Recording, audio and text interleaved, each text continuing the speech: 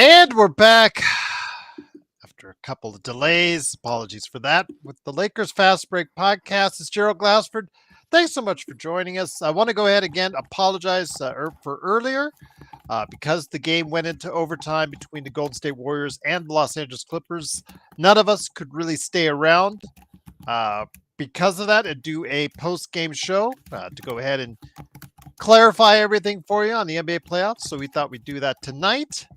And for those that were watching on the simulcast to playback.tv/Lakers Fast Break on the YouTube part of it, I do apologize for that. According to YouTube, during that broadcast in the first half, there was some third-party content that they didn't agree with, so they pulled the live stream whoop, right while I was on. So for all those that were watching at that time, I do apologize for that. YouTube sets its own rules, and guess I got to go ahead and obey them. So it is, of course, Gerald Glassford. Thanks so much again for watching, listening. Truly appreciate it. It is, of course, the Lakers Fast Break. I also host the Pop Culture Cosmos. Josh and I just did a Pop Culture Cosmos. I'm going to drop it tomorrow on all audio outlets, but you can catch it right now on YouTube, where we talk about The Pit, massive success on Max. We preview The Last of Us on the Max and channel as well. We also talk about so many different things in the world of streaming, Coachella, and more. Go ahead and check it out today. Pop Culture Cosmos, wherever you get your podcasts. Indeed. Sean Grice is here. He was heading up our playback.tv/Lakers Fast Break live coverage along with Raphael and Joe Sorrell. They were there as well, watching the game, if you could call it that. Go ahead and check us out during the playoffs at, of course, playback.tv/Lakers Fast Break. And I heard a rumor that some of the guys on either our playback channel or the Joe Sorrell Experiment channel will be playing some key playoff games this week as well. So might have to check it out indeed. Also, as well, Joe Sorrell, I hopefully will be on. He said he was going to come on. So go ahead and check him out on his Joe Sorrell Experiment. I believe the rumor is that while I will eat these olives on this broadcast, he, to pay his homage to the Lakers' 50-win season, like I am, will be eating his olives on his Joe Sorrell Experiment channel tonight after our show here. It's what it's hopefully will play itself out, but we'll wait and see. Again, also as well, John Costa, he is not going to be able to make it. He got diverted this evening, but go ahead and check out Clutch Talk and Lakers channel. He did have his mini recap. It wasn't much of a recap because it wasn't much of a game. All respect to John, but go ahead and check out all the other tremendous things he has on there and some good stuff he has in the fire that he's willing to go ahead and put out there for you. In fact, he taped some things on his time during the Sacramento game he visited, so I can't wait for that. Go ahead and check that out. Clutch Talk on Lakers Corner, indeed. Big shout out to Zach on his Zachary Robledo channel. And then, of course, our good friends who I hope to get together this week with, Alfred Esmond, Legend 350. You know, he's not a happy camper being a Golden State Warriors fan right now. And then also as well, of course, our good friend Stone Hansen covering the draft. All these great people, all these great places. I'm going to try and get with each of them this week to hear their thoughts on some earlier shows. So go ahead and check it out today on this Lakers Fast Break channel and follow them on social media. Also, our good friends, Empire Jeff TV, covering the Lakers and the Dodgers. Daniel Barry Sports Highlights. Yo! All these great places, all these great people, all these great things. Go ahead and like and subscribe to. But make sure you like and subscribe to us. And don't forget that membership thing. I'm not being like Nintendo and jacking up the prices there. No. Stay in $2.99 a month to be a member of the Lakers Fast Break, indeed. So yes, I do not envy myself at all. But I did say I would eat them with Joe. We're going to throw a little bit of curveball. Joe will eat it on his channel. I will eat it on my channel, indeed. But the Lakers today did finish the season with 50 wins. It stayed at 50 wins because they decided to go ahead and as expected, they decided to go ahead and take the day off. The starters did indeed. And rightly so. They had nothing to play for. They had third place sewn up. So why? Why go ahead and get something? Do you have something unnecessarily done? Didn't need them there. Okay. So no starters there. We got a lot of Bronny. We got a lot of Dalton. We got a lot of Jordan Goodwin. We got a lot of Shake Milton today. Instead, as the Lakers unfortunately got drubbed in the second quarter and never the Portland Trailblazers with their newly re-signed and extended coach Chauncey Billups never looked back, and so they finish off their season with 36-46 as they lead the Lakers scrubs 109-81. And here today to go ahead, more importantly, talk about the Lakers matchup, which has been now finalized as the sixth place Minnesota Timberwolves. And we'll talk about the NBA playoffs as well. Two great guys indeed. Again, while I will be eating these guys will be talking to you here. First up, first man here.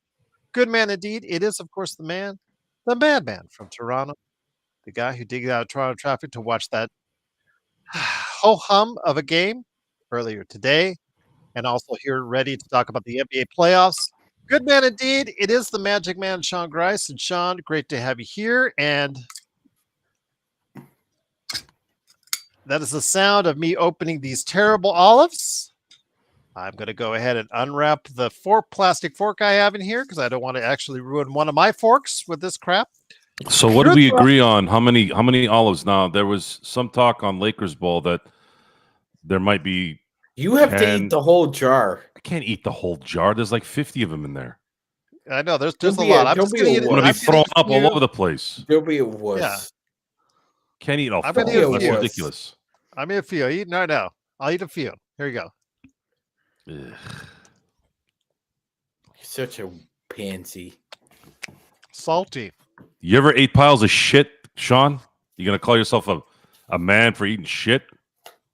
It's not shit. It's olives. It's olives. You might as well be eating shit. Look at his face. You think that's an act? That's pain.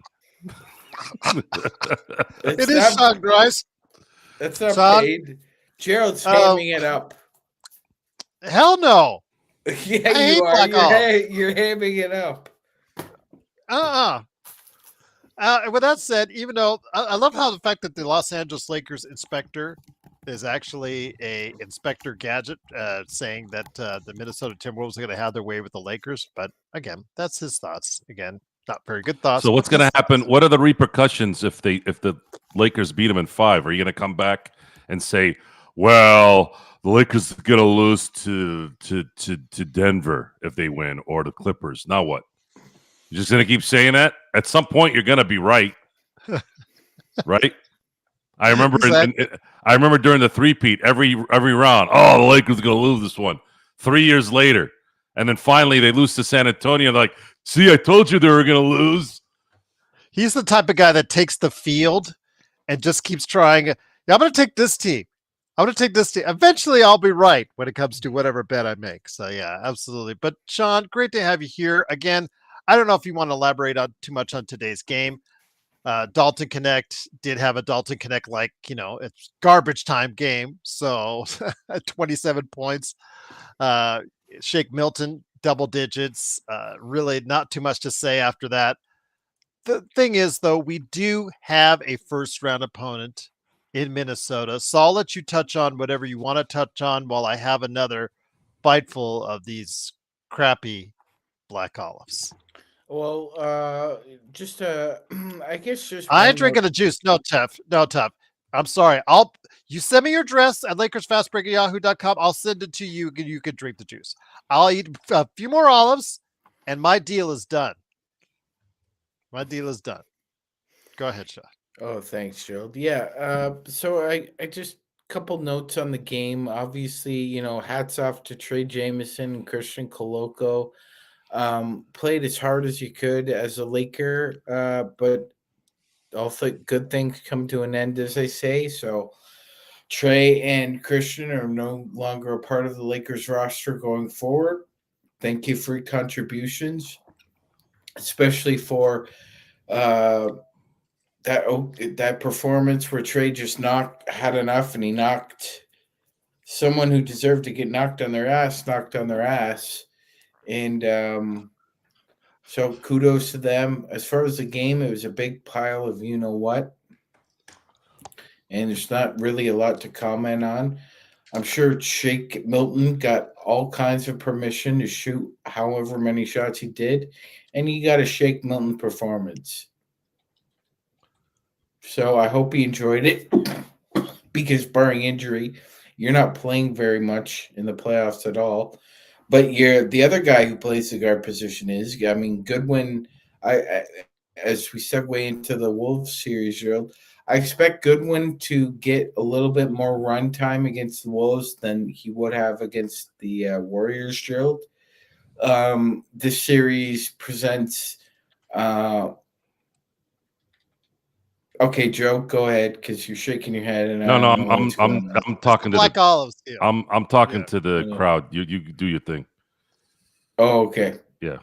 So this series itself presents one challenge and one challenge alone, Gerald, and that's to contain Anthony Edwards.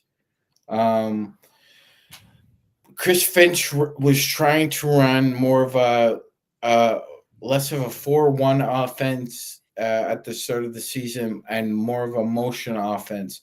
However, that really doesn't play to Anthony Edwards' strengths. What Ant's strengths are is rolling downhill with the head of steam or being a sharpshooter with successive open looks that get him going. Either or tends to open up the floodgates for Minnesota because they have a unique their bench has a very unique blend of size, skill, scoring, with a little bit of bite with DiVincenzo coming off the bench and Nickeil Alexander-Walker. I do expect it to be a highly contested series, Gerald. I mean, they did play 4 times this year, split. Only one of those games, I believe, is decided by more than 15 points, and Minnesota ran us out of the gym one evening. That being said, I think it's pretty close to call, but I'd still say the Lakers are 5 right now. Once again, it is the Lakers fast break. It is Magic Man Stronger Ice, Joe Soro, me. Thank you again for watching, listening. Excuse me. Black Olives suck. But again, it is the Lakers 109-81 loss to end up their season with a 50-32 record, third place in the Western Conference, and here today to discuss said Lakers. A good man indeed. If you guys are waiting for Joe to eat his olives, he'll be eating it. I'm assuming, Joe, on your channel. At the 9 Joe o'clock Soro on my show, yes. Yeah, 9 o'clock right there. Joe Soro Experiment. Like how we're doing that? We're making, if you want to see Joe eat it, you have to go watch his channel. And by the way, for the record, I won the bet in December. We did. I'm doing this because someone, for some reason, circumvented the bet because something happened in January, and all of a sudden now I got to eat it. But because Luka came, I think we said that when Luka came, is we. No, I said in January, I'm like, you guys lost the bet. Why? What do you mean I'm going to eat the thing? I told you guys they had to be in the 4th spot or be 20 and 10. That was pretty clear about it. We have receipts on this show. You can't like go, oh, you didn't say that. It's all recorded. But then when Luka came, it's like, shit. All right, fine. I'll eat it.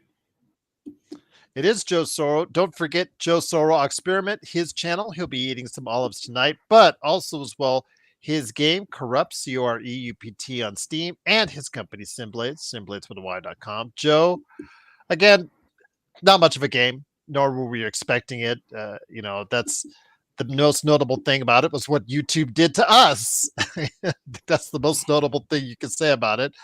But I will say, again, the Lakers now know after today's disappointing performance in Golden State, all the hype in Golden State, watch out for Golden State, watch out for Golden State. Where did they end up? Almost right where they were when they got the Jimmy Butler trade. So that in essence, it's kind of ironic how that happened. But your thoughts as the Lakers now head into a series about a week from now against the Minnesota Timberwolves. Yeah, it's unfortunate that the Warriors couldn't close out that game. They had a chance. I think they had a 6-point lead at one point, and then took a dump on themselves. I might have been wrong on that one. It might have been the Clippers that were up 5. I remember that one too. But I wanted to play the Warriors because the Warriors they're lacking game, singular player game taking over skill sets. Steph Curry can shoot you into a win, but he can't get to the basket and dominate a defense or the will of a team. We saw Draymond Green miss a layup that eventually which would have tied the game for the Warriors, and that's what is there. Draymond Green is that guy. He is going to be the guy that's gonna not do what needs to get done when it matters because he's way past his time at this point. And then Podziemski is he's a role player who got hot the last time he played the Lakers, but I don't see him getting that hot again. Those are one in every couple month type heat runs.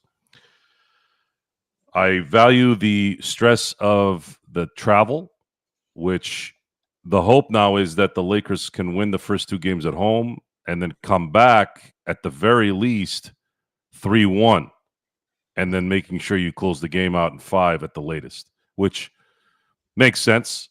But if Anthony Edwards decides that this is the year he needs to go to the next level, this might be a 6-game series, which means they got to go back to Minnesota.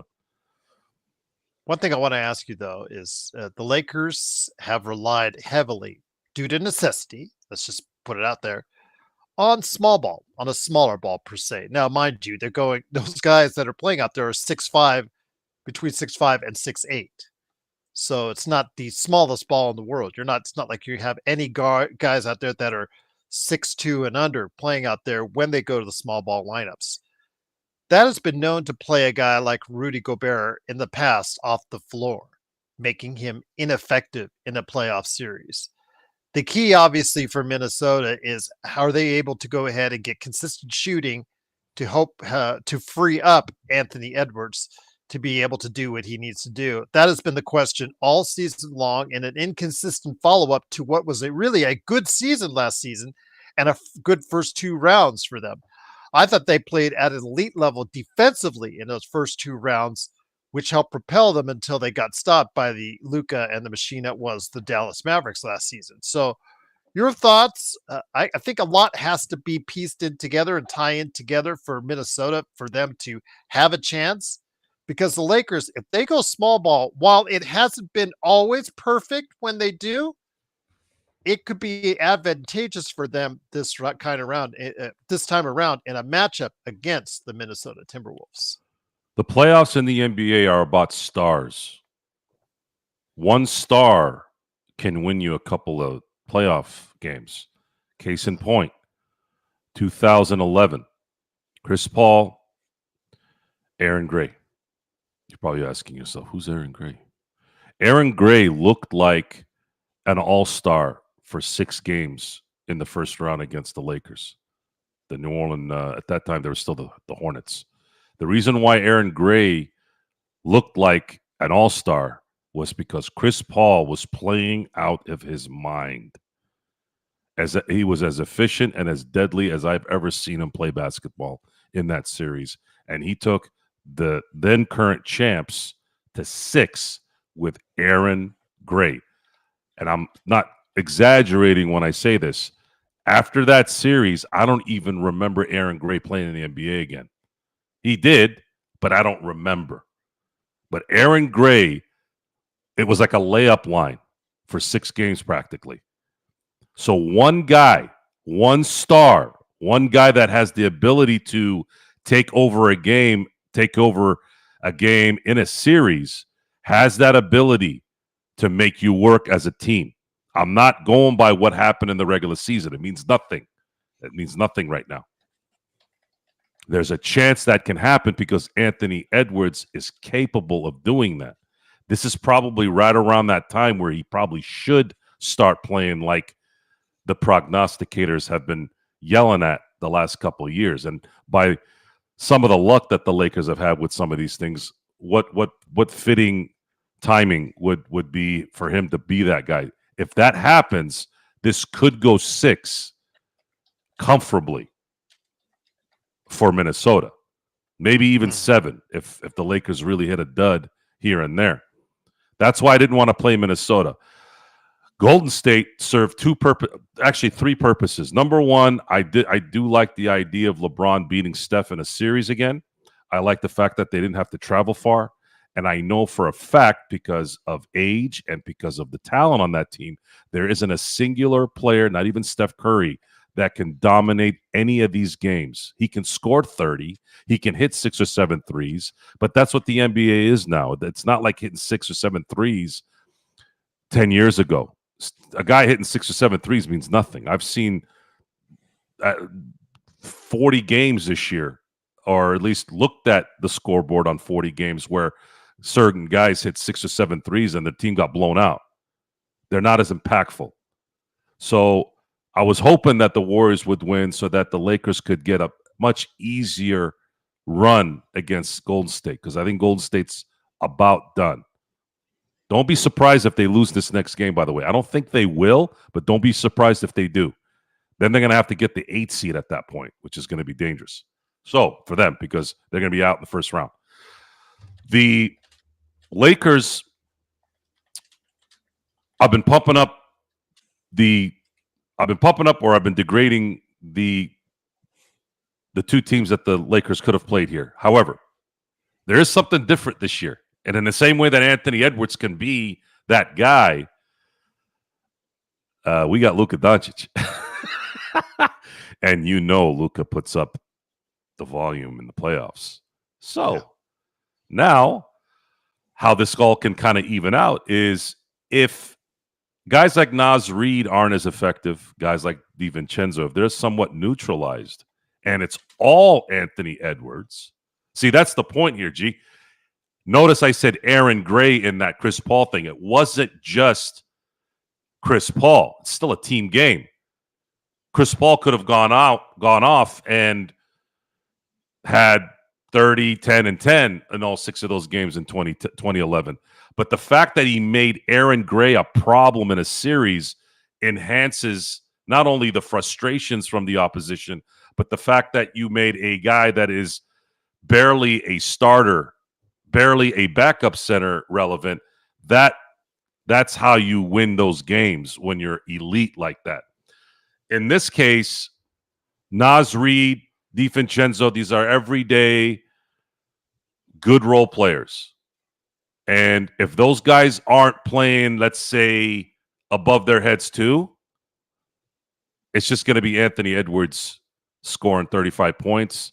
You neutralize everyone else, and then you're likely going to have the advantage in the end with the score. But we'll see. Well, Nick, I'm not going to say that Anthony Edwards is overrated. I don't think it's him. It's the media that wants him to be something that right now he is not. And that has happened for years. That's a tendency that the media has with players that are young, and they'll see a couple amazing dunks, and right away they want to anoint this guy the next Michael Jordan, the next Kobe Bryant, whatever. I remember Harold Miner, man. Geez. He had that win in the slam dunk contest, and everybody was saying this is the next Michael Jordan. I'm like, where do you guys get this stuff from? Even at that time when I was a kid, and I didn't even have the wits I have now. I'm like, why are you guys calling this guy the next Michael Jordan? He just won a dunk contest. D. Brown won a dunk contest. Like, what exactly? You didn't say that guy was going to be the next Larry Bird. Like, what is going on here? And of course, we saw the end of that fairly quickly. So yeah, this isn't anything new. As soon as you see a guy that can dunk over somebody and dunk in their face, and he's a highlight reel here and there, and then has some skills, all of a sudden now he's the next something. No. If Anthony Edwards wants to go to that next level, beat LeBron and Luka in the first round. That's the ticket to get in there. But then again, you still have 3 more series to win, right? Yeah. But if you're competitive, I think it'll be all right. But I just don't see at this moment, unless he becomes super fly, super psycho, 40-point a game Edwards, I don't see them beating the Lakers. Not with Luka there. He's Not going with to Luka have there. to because again, they're going to small ball Minnesota and take Rudy Gobert out the picture pretty easily, in my opinion. Like he gets played off the floor every single playoffs. The thing is, again, and JY, it's so funny because he put in the comments that he was wondering if he beats LeBron, if the Minnesota Timberwolves win this series, how will it add to Edwards' legacy? And I'm like, he doesn't even have a legacy yet. You've got to win titles for a legacy to build up a legacy. You have to have at least a budding career, get to that next step. He's gotten to the conference finals. That's the best he's done. There's no legacy there. They had a good run. They had a first 2 rounds, which I said that they played defense at a stellar level, and they're going to have to do it again because the Lakers are going to throw up a lot of shots, Joe. And the one thing that Minnesota did right last year that they have not done right to the same level at all, or consistency, despite what people say, oh yeah, they have the third rated defense. They have not put the fear of God into anybody like they did last year during those first 2 rounds, where, again, as I said on this very show this time last year, Minnesota was one of my big picks to go a long way in the playoffs, simply from what I saw, how well they did in that first round defensively. They neutralized the perimeter game of Phoenix.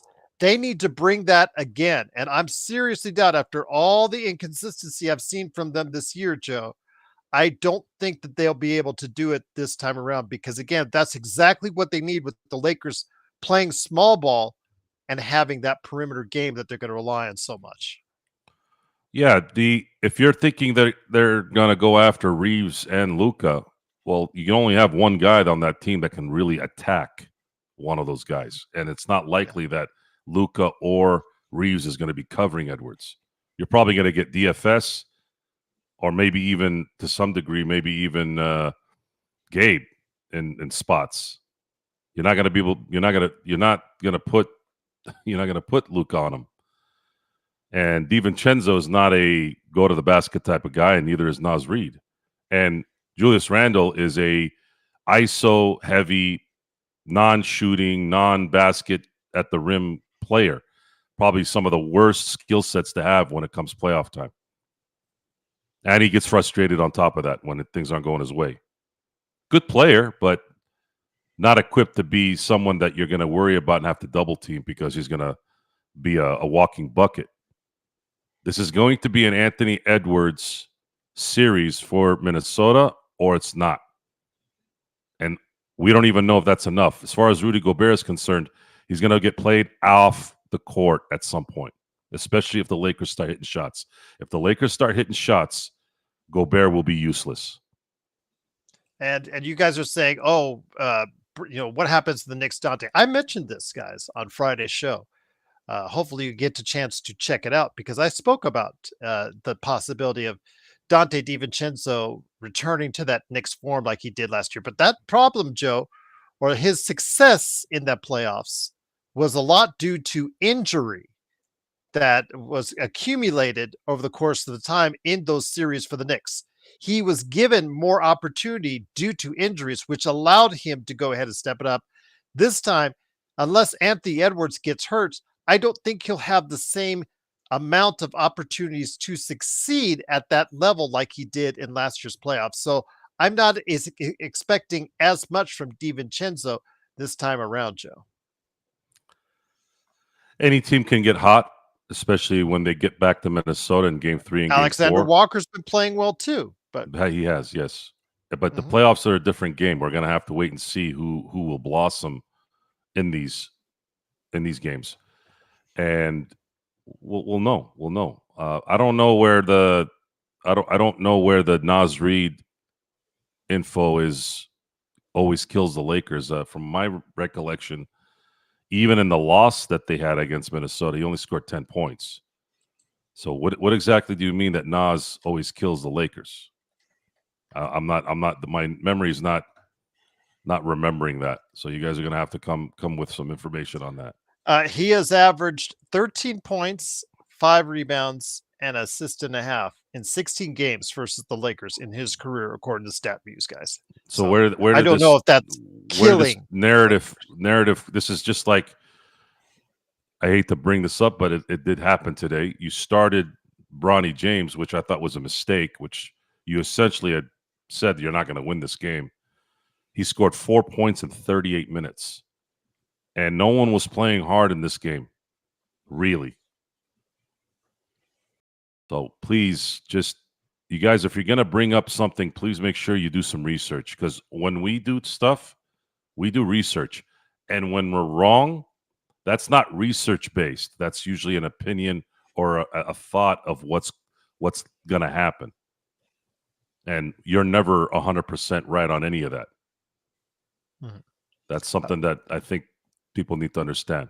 He does have a sweet shot, but he also is going to be playing in the playoffs now. And if he's going to be averaging 13 points a game in the playoffs or in the regular season when it's not as important, how is he going to perform in the playoffs? That's going to be interesting. Big shout out to Jeremy in Australia. Wanted to go ahead and He I heard know us you in already one game. Sorry, Gerald. Oh, no He worries. heard us in one game, and I think you guys are thinking he's been relentless. Gerald just gave you a stat, a pretty extensive stat. 13 points 13 and 5. Yeah, that's not destroying the Lakers. One game every now and then, okay, but you guys gotta be clear on your what's your understanding of destroy. You know who destroyed the Lakers the last couple of years?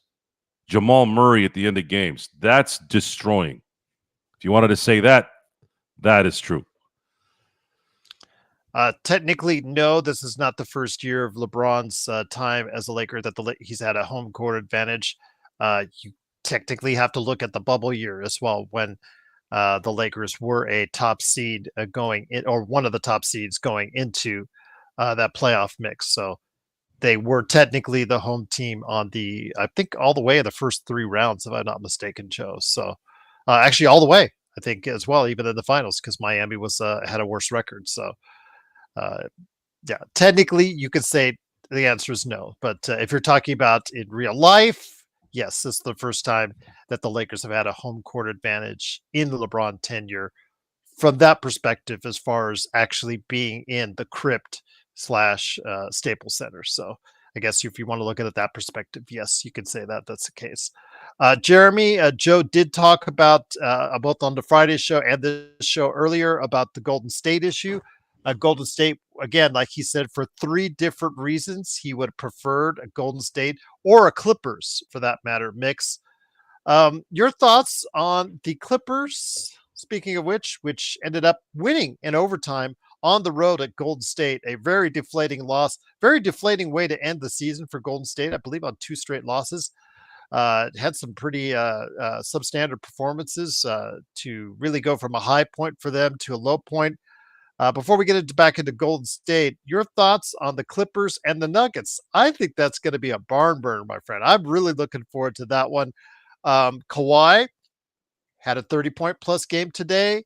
Of course, I've told you about Ivica Zubac's having a career year. Harden, we'll see how he is in the playoffs this time around. But your thoughts on the 4-5 matchup between the Clippers and the Denver Nuggets? I think that'll definitely be a series that could go 7. It could go 7 if Kawhi stays healthy. I think they should win that series. I think they should win that series in 6. But if it's really competitive, if Jokic is playing out of his mind like he has all MVP year, he's the MVP this year for those who are being stubborn about it. The series in the first round are going to be all competitive except probably the Oklahoma one. Because if it's Memphis that gets out of there, which I do think Memphis and the Warriors will get the 7 and 8, then Memphis, with its issues with the coaching change late in the season and a little bit of just maybe lack of focus, whatever it is. I don't see them beating Oklahoma City, and I probably see those guys beat them in 5 comfortably. So that's how that'll likely work out. Where things get interesting, and I do believe that the Lakers will beat Minnesota at worst in 6. So now you have Oklahoma City in the second round, and you have the Lakers in the second round. The intriguing parts are coming up. One is going to be the Houston Rockets, whom I think Golden State's going to win on Tuesday and get the seed. Houston Rockets versus the Golden State Warriors. That's an interesting series just because Houston is a young team. Young teams usually are not known to play smart basketball, good basketball in the playoffs, or just in general in the NBA. However, I'm going to be watching that one. I don't think they're going to lose to Golden State, but I wouldn't be surprised if they do. They've got some interesting matchups with that one. Again, I think it's the situation where Houston, and we did, when we had on our Houston expert, the Rockets expert, come on this show, he mentioned how offensively they're challenged at times. But the fact is, when you get a Sengun and you're also going to get the big bodies inside, they played 2 big guys at the same time simultaneously, Steven Adams along with him as well as of late. Those 2 have been really meshing. They could really kill the Golden State Warriors on the boards. But again, how effective is Houston going to be on the perimeter? Will they shoot with consistency? And then Van Vliet, after Van Vliet, they kind of have an issue with playmakers. Shepherd, they really didn't try to give him any time out there on the floor this season. So I don't think they're going to rely on him at all in the playoffs. I think having a backup point guard or somebody else that can facilitate and distribute the ball is going to be a little bit of an issue for them. Amen Thompson, this is his first time going into a playoffs. How will he react? He is the X factor, I think, for Houston in any round, Joe. He can dominate on the defensive end and play make. Can't shoot his way. He's still not a decent shooter as of yet, but him as a playmaker and as a defender can change the scope of that series or any series that he plays in or not. It can go both ways right now because, again, he is a very young player heading into a very big moment. Here's the advantage Houston has, and they got an even bigger blueprint today in how the Clippers guarded the Warriors. If you watched that last quarter and it was really throughout the whole game, but especially the last quarter and the overtime, and especially in overtime, they stuck to those guys like glue. And they were all one-on-one. They went through screens. They went under screens, over screens. Didn't matter. They have the athleticism. Clippers are a very good defensive team. They stuck to those guys as much as they could. They pressed Steph at the end, so Steph could not get anything off. Brilliant, right? Houston has the athletes to do that. They can do that to Golden State, and they should win in 6, maybe 5, if Golden State isn't hitting shots. They should, because the recipe would be, you guys are young, we're going to D up for 48 minutes. We're going to make these guys we're going to make Steph in his 17th season, we're going to make him run and run and run till he loses energy in the end of those games. And then what we'll do is we have Sengun down low. We have Amen Thompson, who's an up-and-coming young star who can get baskets. Holiday can get some baskets. Fred VanVleet is a champion. Usually guys that are experienced with championship medal can guide things a certain way for the team and perform in a certain way in these moments. There's an advantage in youth and athleticism for Houston to beat Golden State, and they should beat Golden State. They should beat them. However, if the moment is too big for the Thompsons, for the Senguns, those guys, and they're not able to focus on the game plan, and Udoka can't seem to get things going the way he wants, then now you're looking at this from they're not able to meet the moment. And you've seen Draymond, you've seen Steph do that. But my brain says no. My brain says Houston should win this series. And I'm not trying to think ahead of myself here. I'm just predicting that Golden State's going to beat Memphis. They very well might lose to Memphis and end up getting an 8 seed. And then at that point, it's a done deal. They'll get waxed by Oklahoma City for sure in 5, and then their season is over. But but I think that Golden State's going to play their asses off, knowing very, very well that they have a better chance at beating Houston to get to the second round than they do playing Oklahoma City. So I think they're going to play out of their minds. I don't think they're going to lose 2 games in a row like with this kind of magnitude on the table. I think they'll win it. Memphis will still get the 8, and then Memphis will be out after the first round, and I think Houston will beat Golden State if I had to predict. Then I'm picking the Clippers to beat Denver, and of course I'm picking the Lakers to beat Minnesota. So now you're going to have Oklahoma City playing the Clippers, and then you have the Lakers playing Houston. That's an interesting setup at that point. How that plays out, I'm going to be cheering for the Clippers, obviously, because I'd like to see a LA versus LA Western Conference Finals. And I would feel much comfortable playing Kawhi Leonard in a third round of a playoff run, because I think until I see him make it through a playoff run, I'm still going to assume that at some point we're going to find out that he's not able to do something. Once again, it is the Lakers Fast Break. It is Joe Soro along with me, Gerald Glassford. Thanks again for watching, listening. Truly appreciate it. I had some olives earlier. I'll take another swig here in just a minute. Lakers lose 109-81. I want to go ahead and touch on what Parade on Figueroa, our best Twitch follower, or just one of them. Truly appreciate you following us on Twitch. Truly appreciate it. Want to go ahead and mention that he's asking us our thoughts on the people who didn't make the final playoff roster. He sees that the team could be better facilitating or better use with Koloko and or, of course, Trey Jamison III. Koloko today, 8 rebounds, 5 block shots. Of course, we also saw 8 rebounds from Jamison as well.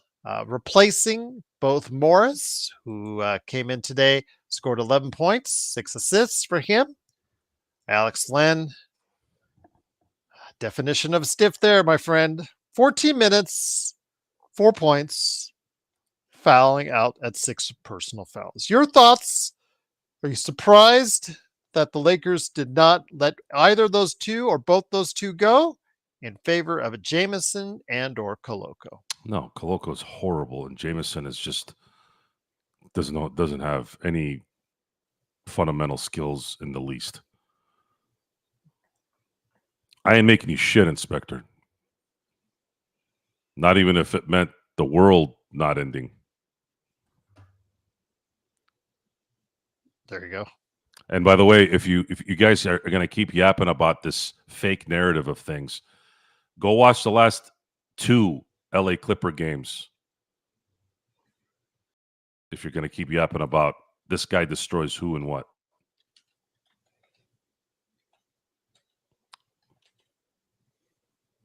Repeat what? The question I asked Joe was that are you surprised? Because again, it was from our good friend Parade on Figueroa on Twitch. Are you surprised Koloko and or Jamison didn't make the final playoff roster? Not, and Joe said no. Koloko looks like a newborn giraffe running and trying to shoot.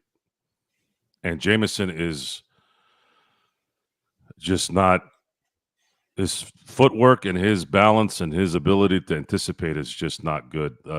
Alex Len is only available because of an agent's relationship. God bless you.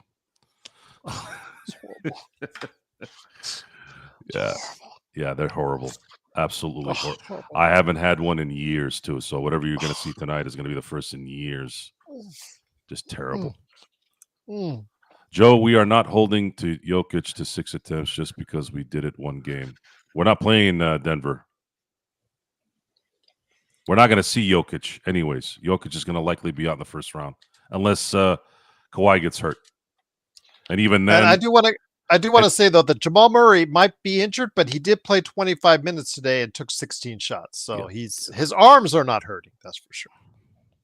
Yeah, if Kawhi is healthy, I don't believe they'll beat the Clippers, because the Clippers can clamp down, and that's been the issue with Denver. Is there's been this ability to clamp everybody else down while Jokic does his thing to a degree, or all the way, and then that's a wrap. What do you want us to admit? That black olives suck? Yeah, black olives suck. I'll admit that any day of the week. They're horrible. They're rancid. I'm only eating it because the Lakers had a 50-win season and we got Luka. So there you go. You guys, again, you guys lost the bet. The Lakers were not fourth and did not start the season 20-10 or better. But we're doing it as a courtesy of you. And if you want to see Joe eat his olives, he's going to be doing that on his channel at 9 p.m. today on the Joe Soro experiment. Possibly MPJ possibly being moved. Well, we'll see, Jeremy. Again, he's very pricey. So if you want a number 3 or number 4, depending on who you talk to, that costs upwards of $40 million plus, who's just a 3-point specialist, doesn't play great defense, doesn't rebound great, doesn't do anything else well outside of 3-point shooting. If that's what you want, yeah, he'll be on the move. And I'm sure Denver will try to move him. But he has a really bad contract, and I don't think there's going to be that many takers to him. But Joe, let me get it back to you. Go ahead, my friend. Yeah, I guess I haven't been thinking about what Denver is doing, but it's not a surprise. I thought eventually down the road, Denver would have to, after paying Jokic, or will be paying Jokic even more money soon, and he's going to have an option to extend. You have Jamal Murray making more money than God too, which that's part of the market, right? Mm-hmm. Yeah, the MPJ thing, I don't think there's enough juice coming out of that pay. He had it a couple years ago, but I think it's starting to downgrade. So it would be smart for them to get out of this maybe a year earlier than too late. Last year actually would have been a better time to get rid of MPJ. But they were given it a chance. They wanted to see if they could make it. They were one bad fourth quarter away from probably going to the finals again. So I get it. I get it too. But I think they it's should too do late something now, this summer. Johnny. Let it go. Let it go. You're not going to get Moses Brown now, or it's too late. The rosters are set. Let it go. It's time that we all let these things go because the roster is now set. Jameson, if he thought he was going to be a big enough body to get 6 fouls on Jokic, that it's done. If you think Koloko was going to be someone that might help you with 5 or 10 minutes of emergency minutes in the playoffs, that's gone, because those guys, that's two-way guys. They're not eligible for playoff roster. The Lakers can't get a Moses Brown or can't get anybody else for the G League because it's done. It's over. The roster is finalized. It's crystallized for you guys. And we're going in with what we have. And despite the world hating Alex Len as a Laker, it's going to be what it is. He is definitely going to be the 15th man on the roster. It's so funny, Joe, because it was noted earlier today by Bomby Marks. It's the first time ever that all 30 NBA teams have had a full 15-man roster to finish the season. I thought that was hilarious because all 30 NBA teams have actually full rosters for the first time in history. And you mentioned Chris Paul earlier. First time ever a 40-year-old started all 82 games. So now, mind you, he probably only scored 5 points in most of them, but still, he did it, Joe. He did it. He did it. Paul was supposed to be knee injured years ago, but playing 82 games, I think that might have been his kind of swan song ending. Maybe. I haven't heard anything out of his camp that he might be playing his last game today or yesterday. I can't remember. They played today, but yeah. It's going to be interesting what happens with Chris Paul. Had a hell of a career. Will be a Hall of Famer. Unfortunately, Got asked out to be a Laker. Otherwise, he would have probably had championships with Kobe. We'll never know. Maybe one day when we go to heaven, we'll talk to God. At least that's my plan.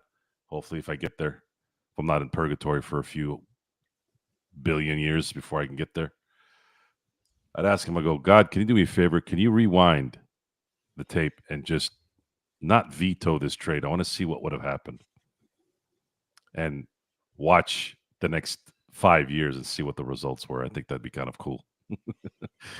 When people ask me about heaven, what do you think heaven's like? Heaven is about redoing what you lived and changing what was to see what could have been. I think that it. Imagine being able to, especially if you've lived a long life, imagine being able to butterfly effect so many things. You'd be busy for a few hundred years just looking at that kind of stuff. Yeah, it's funny because Johnny says I'm a Kings fan and Alex Len played 2 good years, but now he declined. I'd say falling off a cliff is more what is what it's been like, because he has absolutely been horrible. It's one of the worst Lakers that I've ever seen on a team. He has just absolutely been just terrible. He just does not look like an NBA player. We'd always talk about, does Bronny look like an NBA player? Is Bronny an NBA player? And today he was terrible. Bronny was. But Alex Len, so many years after being a lottery pick, Joe, he was a top 10 pick in the NBA draft.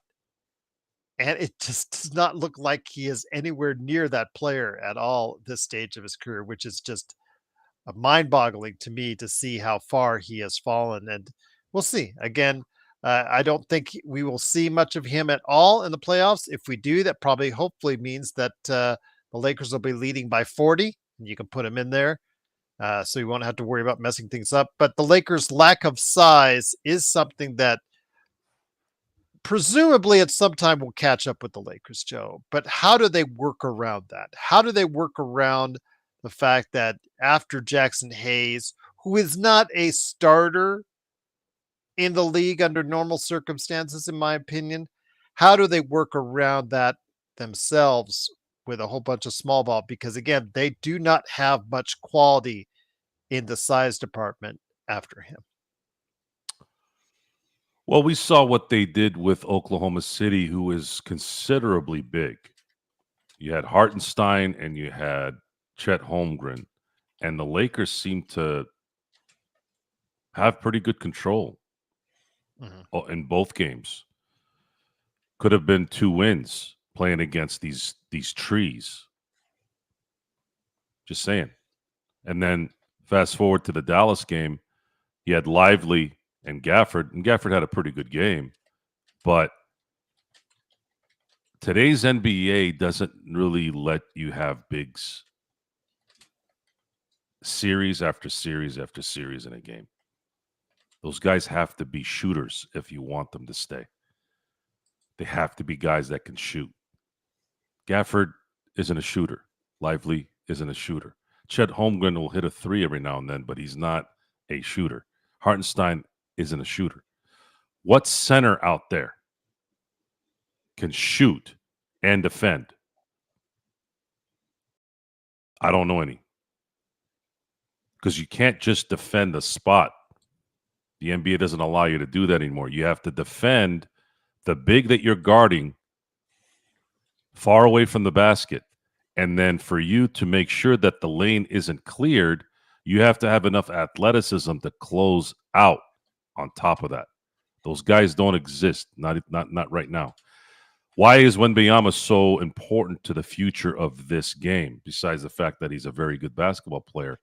He's a 7'6", arguably 7'5" guy with arms like an octopus who can shoot and can guard a huge amount of area because of those limbs. That's the only way you're going to be able to have a quote-unquote big and still play in today's game. If you do, if you don't, if you have someone like Zubac, yeah, guys like Zubac will win you games during the regular season. He can drop 30 and 10, sure. But Remember, I told you guys, not all 2 points or 3 points, especially 2 points, are equal. Him getting 2 points while Luka's hitting a couple threes on the other end in consecutive series. What is the points now? Now it's 6-2 in 3 series. Damian Lillard talked about this on a podcast. He tried. They tried in Portland. They tried to go, we're going to play traditional basketball. Go down to the block, play inside out, use the clock, hit a shot, boom, right? He said it didn't work. Those days are over. The NBA has officially turned into the D'Antoni. They should call the NBA the National D'Antoni Association. His offense is now the cornerstone of the National Basketball Association. Fast, fast, fast, shoot. Fast, fast, fast, shoot, and shoot the 3. Even if you're on a break. Even if you're on a 3-2 break. Even if you're on a 3-1 break. I saw a break one time where it was 2 against 5, and they still shot a 3. I'm talking about the guys that had 5 advantage to 2 still shot a 3. Because you know what the 2 defenders did? They guarded both sides of the paint.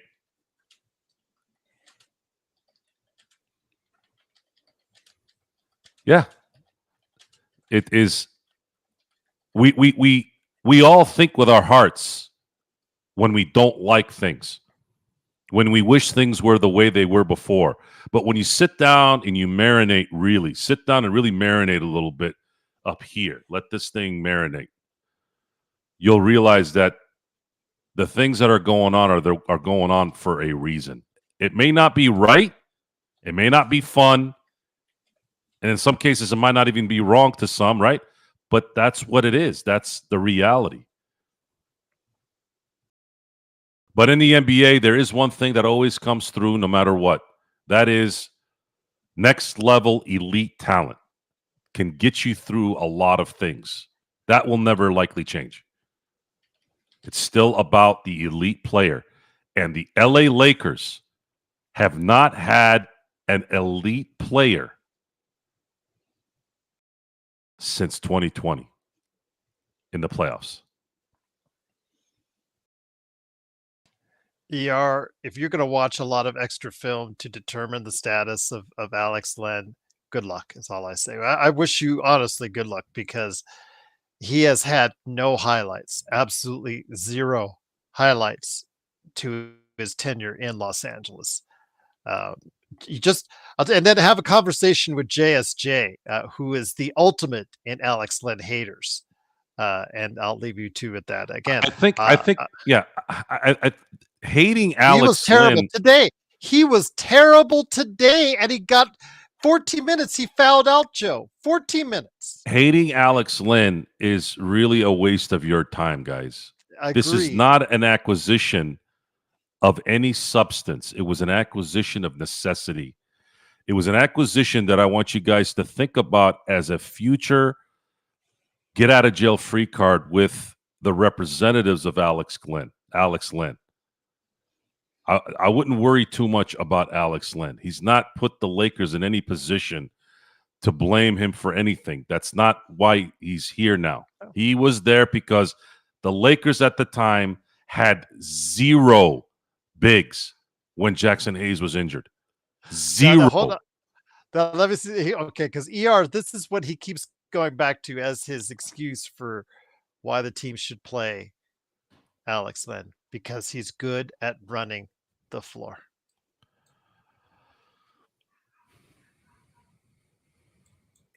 What's up, Freedom Angel? Joe's formulating an answer. Why are we talking about Alex Len? I don't know, because brought it up. I'm trying to tell you all what's going on here. It says there are more pressing discussions here than Alex Len. Alex Len is a warm body who's got the genetic lottery of being 7 feet tall. If Alex Len was 6'1", he'd be closer to a hockey rink than a basketball court. And I don't know any hockey rinks around me, just to put it in perspective. That's part of the NBA. Rob Sacre had a career in the NBA, a short one, because he was 7 feet tall and he played at Gonzaga. If he played at North Dakota State, not likely probably have an NBA career. You saw Junior play today. And today, folks, even though Portland wasn't playing hard with all their guys in tune, they were playing. And they whooped the Lakers pretty bad. And if you watch, other than one drive to the basket on a dunk, which was actually pretty nice, you saw how inadequate Bronny James is. And this is not because he's a rookie. He looks like a little kid out there. Little kids don't work here anymore. If Muggsy Bogues was in today's game, there would be no story of Muggsy Bogues. If Spud Webb was playing in today's game, there would be no Spud Webb in this game. Same with Isaiah Thomas. He had just had the tip at the end of what the era is right now. He was just at the tip of that ending. Have you noticed that, Gerald? How many 5'7", 5'8" guys are really playing in the NBA these days? I don't think we're going to see that again. I don't think we're going to ever see that again, especially because of the fact that these guys are shooting the way they're shooting. It's impossible to guard any guy that's 6'5", 6'6", shooting 6'7" threes with a guy that's 5'8". You will get murdered in every game on the perimeter if you do that. Now, when they were doing the half-court stuff, those guys weren't shooting then like they are now. Do you understand the difference, Gerald? I know you understand the difference. It's more of a rhetorical question for everyone that's listening. So, Nate Robbins is another one, Aaron. Thank you. Aaron, my guy Aaron, man. This guy, I swear to God, every time I have a blank somewhere, he fills it in. I don't even have to ask him. So, yeah, Bronny's 6'3", like I'm 7 feet tall, by the way. The thing is, the Lakers right now are feeling pretty damn good about themselves. Confidence is key, right? Confidence goes a long way. They have a week and a day rest. This is huge for someone like LeBron James, if anybody. And emotionally, Luka Doncic. Luka Doncic has mentally been taxed off the court because of what's happened since he's been traded from Dallas, understandably. However, he's still getting paid a lot of money to perform. So they have 8 days to really sit down and really put themselves in a mental position here to go, look, there's a little bit of a gap here, guys. There's a little bit of a gap here where we might be able to make a run. And I believe LeBron is going to be as motivated as ever, because if they can squeak this one out, as hard as it would be, as unlikely as it would certainly do a lot of things in so many areas, not only for his career, but imagine what it does for Luka, imagine what it does for the NBA, and of course the history books as well. I just think the storylines right now are pretty good. I wanted the Golden State Warriors today because I do want that story too. I would have liked to have my team take out Golden State again and beat Draymond Green and beat Steph Curry, because those are memories you don't forget.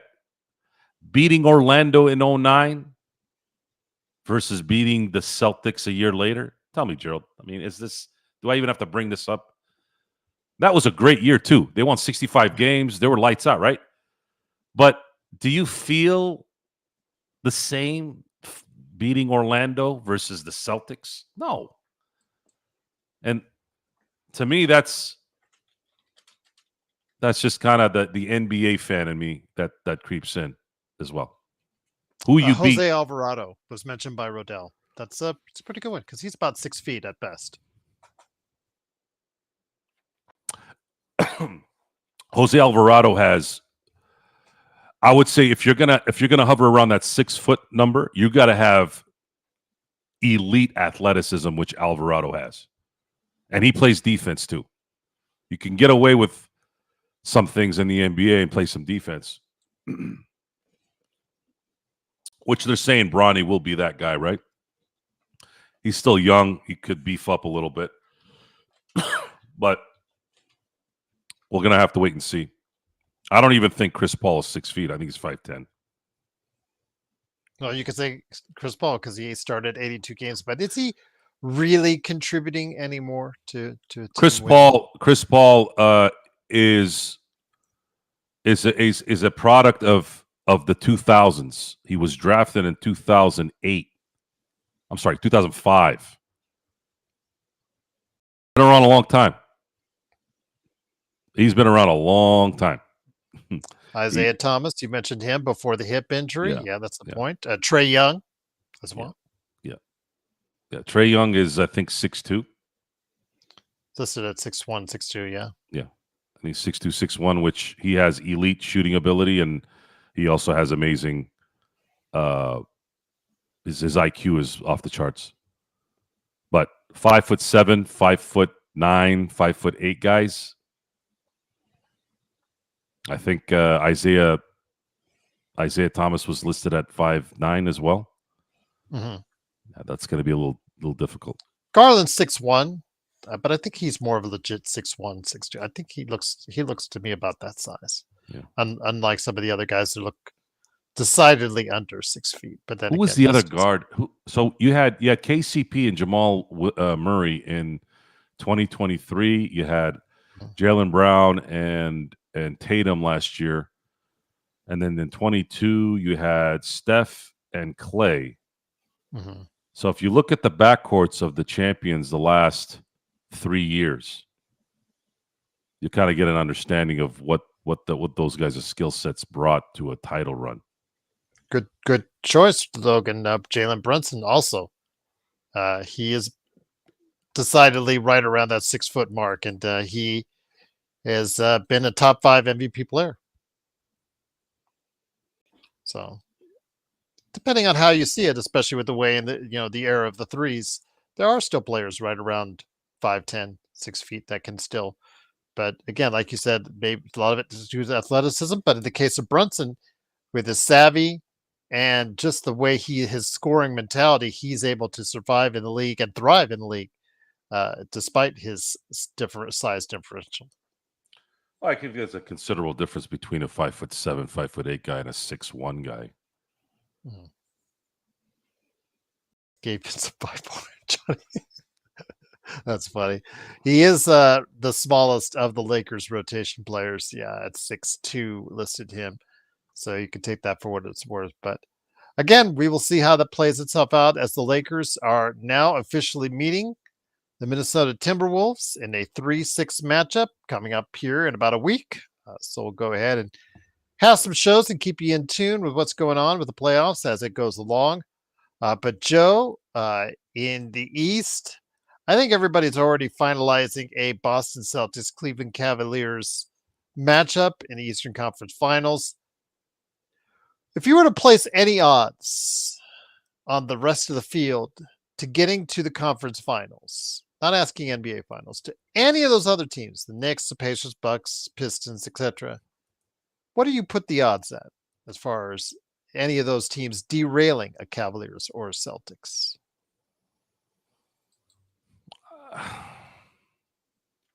I don't see anyone derailing Cleveland or Boston.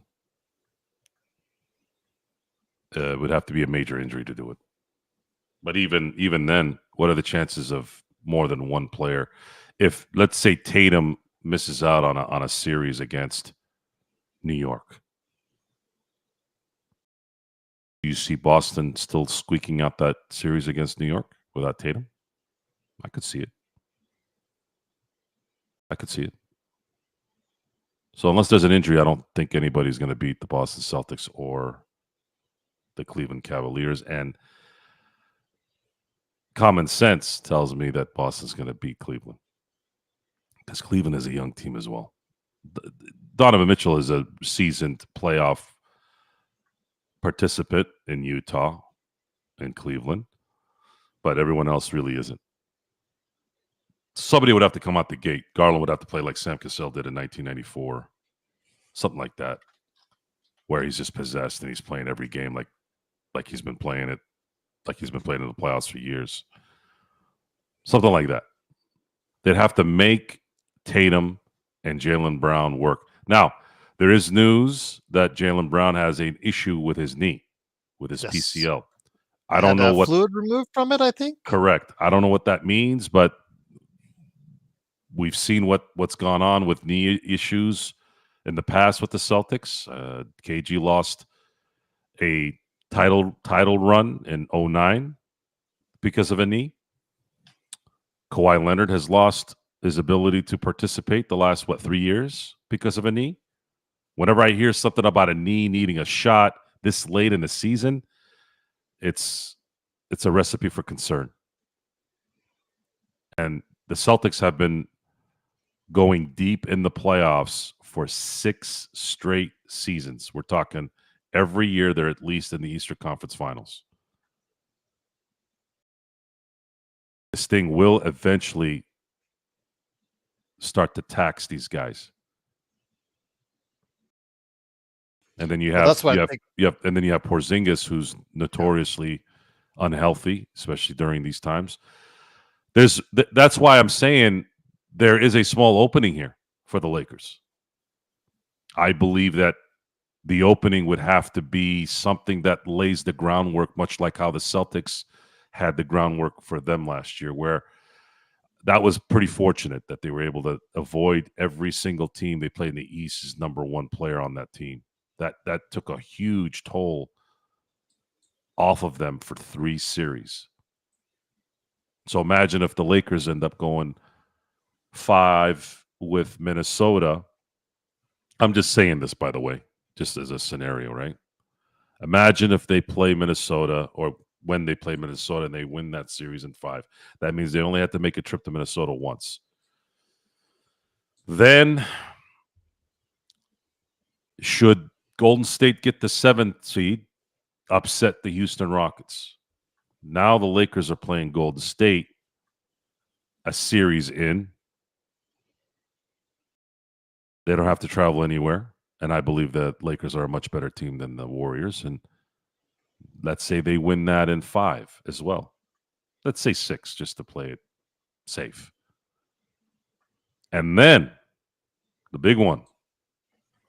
What if Kawhi stays healthy long enough to beat Denver in the first round and then upset the Oklahoma City Thunder in the second round and have an all-LA Western Conference Finals? I think if Adam Silver had a chance to write a script, and then, of course, the Celtics in the finals. But, interesting scenario here, too. Even if it's Cleveland, LeBron coming back home to defeat his former team. Imagine if the Lakers faced Cleveland and are up 3-1 in game 5. I'm sorry.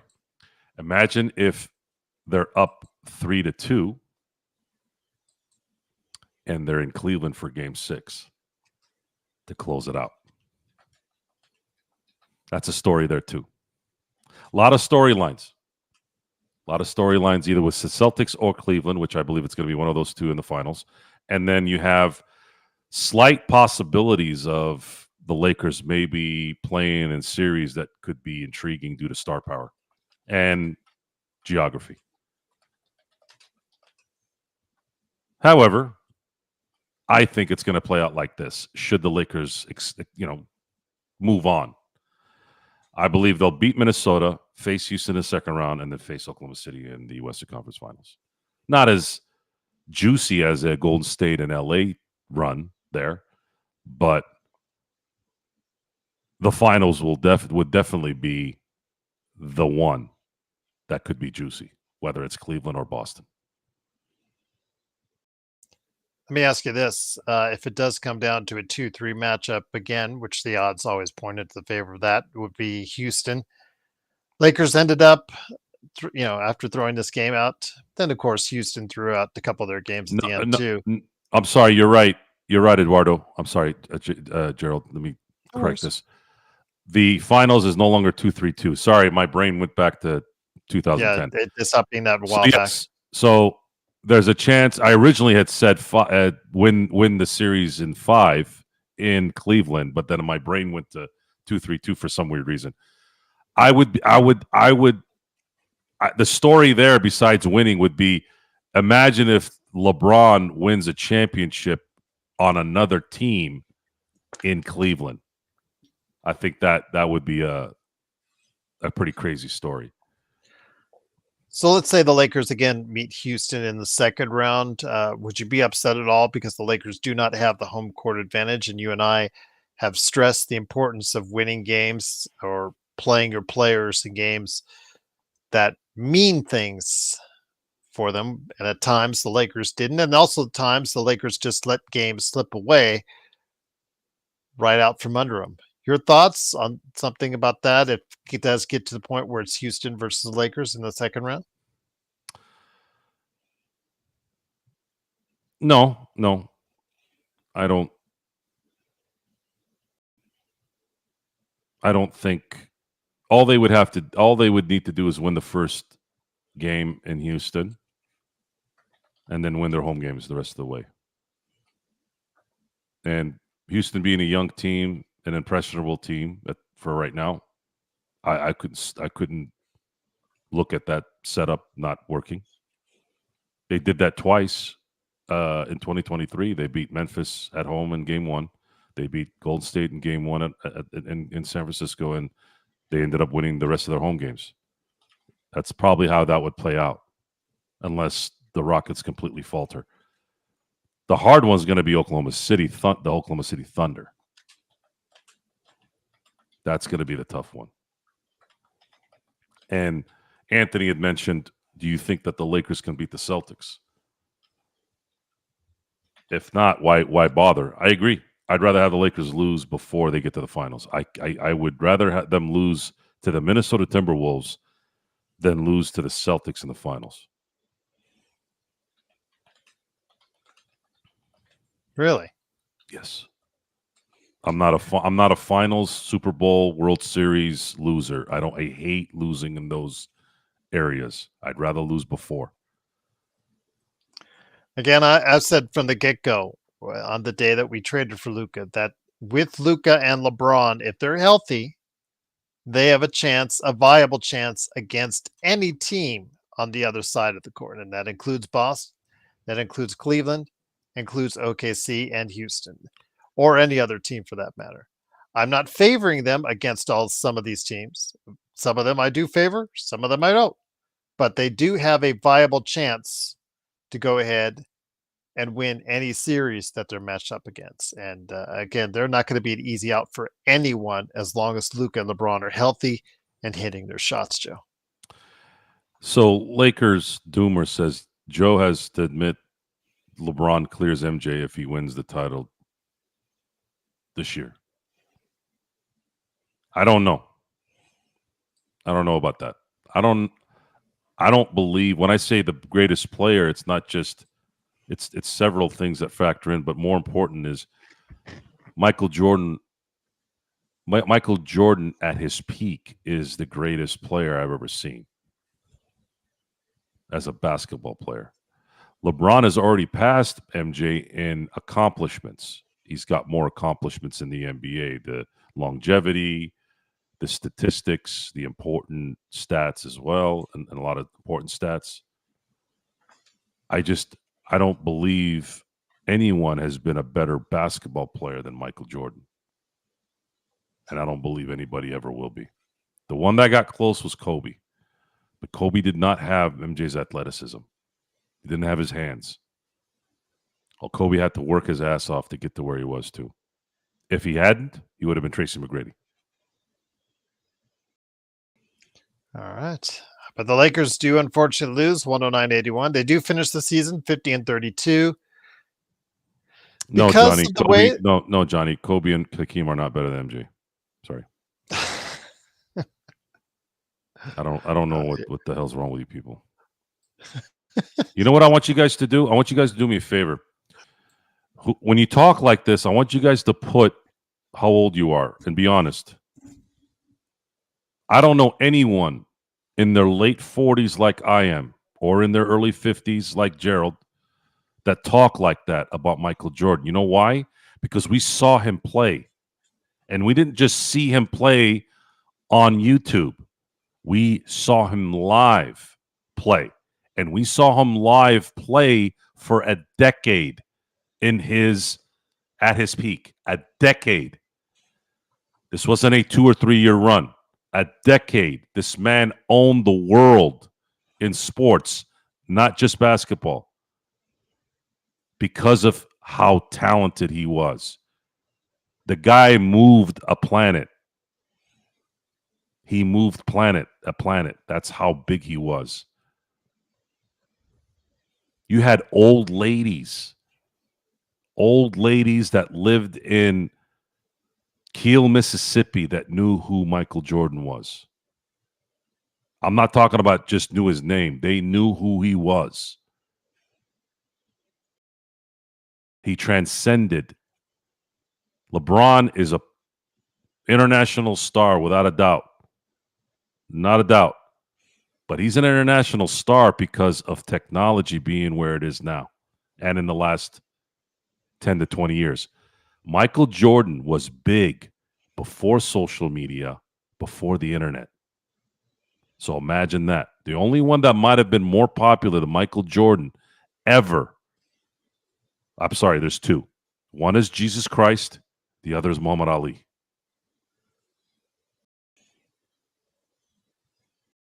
I'm not going to go back to Genghis Khan and Caesar and all those guys. I wasn't around. I'm just going by what I know. Something that's within the realm of possibility in my era. Lakers doer. Is that your standard? Okay, then Wilton Magic would be very high up on the list if that is your standard. And I'll just leave it in the comments right there. But once again, it is the Lakers Fast Break. It is Joe Sorrell along with me, Gerald Glassford. Thanks again for watching this. We'll be on here for. So Kerson says that MJ's teams beat second tier stars. Okay, let's talk about second tier stars for a second. Here we go again. He beat Isaiah Thomas. Is he a second tier star? No. He beat Charles Barkley. He's an angry old man complaining about LeBron being shirtless before games. That's fine. That's what happens when you get older. You start worrying about stupid shit, right? Isaiah Thomas, Charles Barkley, Patrick Ewing, Gary Payton, Sean Kemp, Karl Malone, John Stockton, David Robinson, Hakeem Olajuwon. Who else? The list goes on and on. I mean, I can go on and on. Bird. I don't know where this comes from. You got to put your age there, Kerson. Put your age there. I swear to God, if you tell me you're 25, you're out of here. But you could lie. So, Kerson said none of those guys are on Magic's and Birds levels. None of those guys are on Magic and Bird levels. What does that mean? I guess he's saying Magic and Bird are better players than LeBron or Jordan and all that. So.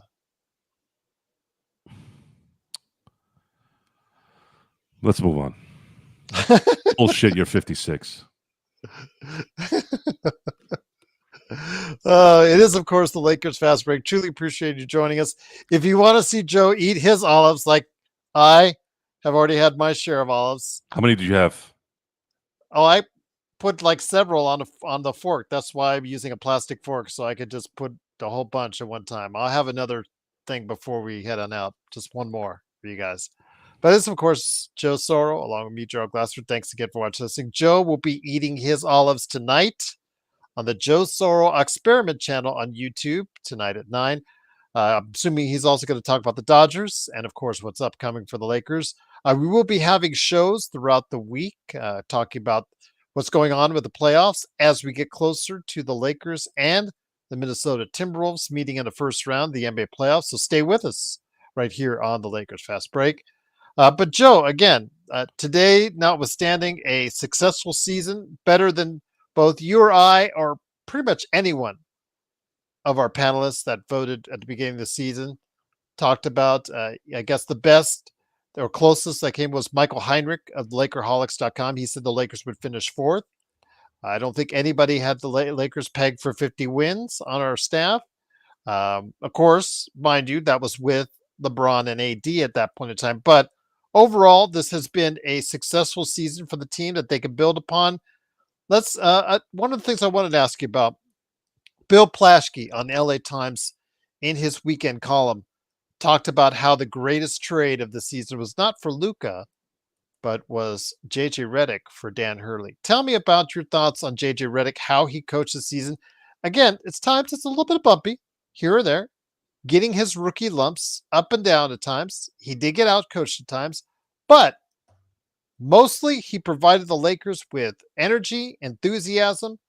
He made good decisions for the most part at really opportune times. He did a very good job of considering the circumstances. When Luka came in, he found ways to implement them and utilize them properly. At the times, he did formulate a very good help defensive plan, especially in the months of February and early March. Your thoughts on the job JJ Redick did this season and your hopes that he can continue that in the playoffs? I don't think you can even compare the Luka acquisition to anything at this point. Well, that's what Plaschke was saying. I'm just paraphrasing his comment. Can you just, There's no. you have to have that. You have to have that attention grabbing column. JJ Redick is JJ. The coaching in the NBA is only as good as its star willing to validate that coach. We talked about Greg Popovich a lot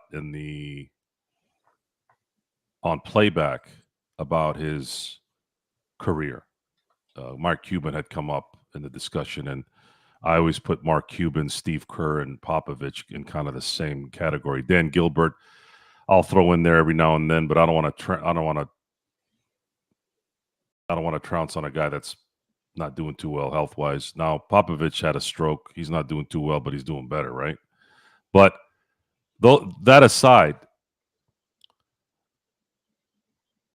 I'm not a fan of. It's okay if you do it and then someone else does it and you complain, right? So I'm going to use Popovich as a good example. Does Greg Popovich,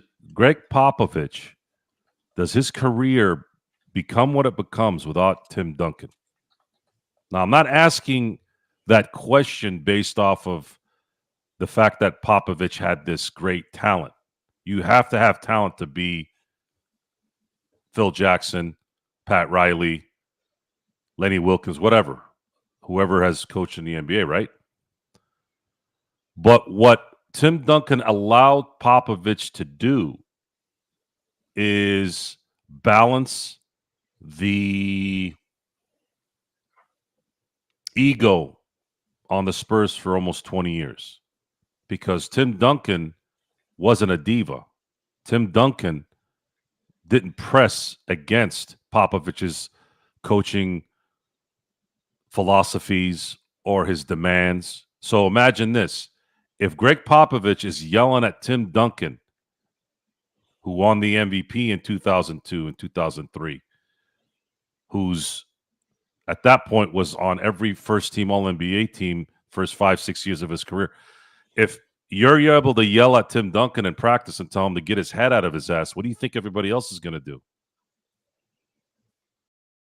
Everybody's going to fall in line. Now, if Tim Duncan was an asshole and said, shit, Greg Popovich doesn't last in San Antonio. Doesn't matter if he's a great coach. That connection is important. So, fast forward to JJ Redick's rookie year. If LeBron treated him like he did, what's his name from, I forgot the guy from Europe that coached there. Totally drew blank. That they ousted halfway through the season. Oh, in Cleveland when they were, and they were leading the league by 10 games, I think they were. Yeah. So yes. What was his name? You're talking about. Yes. Sorry, I'm drawing a blank. I'll look it up. I forget. You're right. I know who that's. Go ahead. Keep going. Hold on. I got to get this name. David Blatt. David Blatt. There. So Yes. David Blatt, you're telling if David Blatt was respected by LeBron, David Blatt probably would have been the coach until LeBron left Cleveland. Mhm. So JJ Redick is only as good as LeBron giving him the respect so that everyone falls in line. And it's going to be the same with Luka. Luka is actually going to be the guy that could keep him here for 10 years. But you never know. The voice in the NBA is little less year by year, goes down less and less per year. Even Pat Riley's voice started to lose steam towards the end of his career in LA. And you're talking about guys that were old school who like to be worked hard and disciplined and coached. So that's how I look at that. The acquisition of Luka this year, in some respects, can be the greatest trade of this century. JJ Redick being hired is never going to touch anything close to that.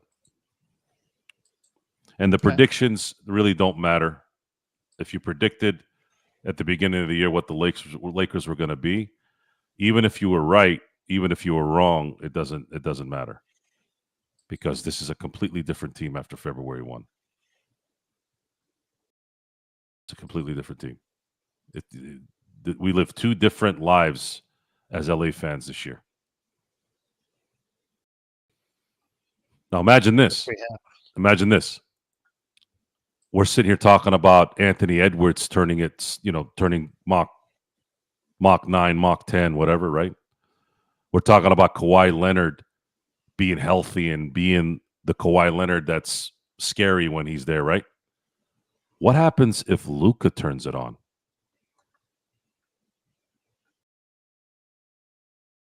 Luka apparently got his ass whooped last year in the finals, dropping 30 a game. I'm sorry, folks. I've heard a lot of things in my time, but getting your ass whooped, dropping 30 on the opponent, I've never heard in my life. They attacked him on defense because they knew he had no backup, and they knew that he's not a defensive player.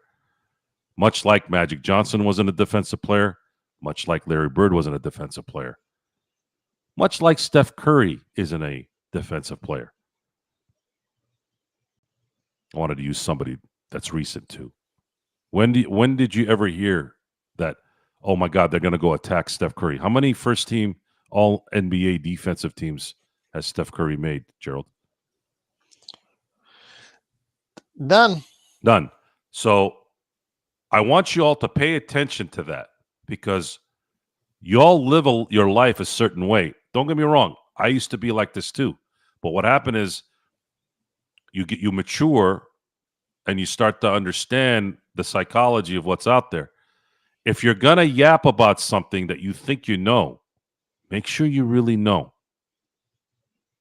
If you're going to attack one guy for not doing what he is supposed to do, or maybe yap at him because he doesn't, make sure you pay attention to the 4-time NBA champion who plays the exact same way on that side of the floor.